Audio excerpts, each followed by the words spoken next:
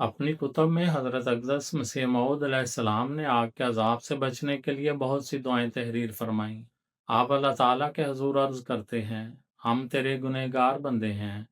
اور نفس غالب ہے، تو ہم کو معاف کر اور دنیا اور آخرت کی آفتوں سے ہم کو بچا۔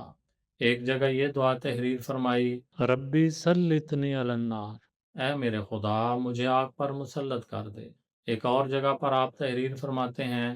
کہ دیکھو قرآن شریف میں اللہ تعالیٰ فرماتا ہے کہ ربنا آتنا فی الدنیا حسنۃ وفی الآخرۃ حسنۃ وقنا عذاب النار، اے ہمارے رب ہمیں اس دنیا میں بھی آرام و آسائش کے سامان عطا فرما اور آنے والے جہان میں بھی آرام اور راحت عطا فرما اور ہمیں آگ کے عذاب سے بچا۔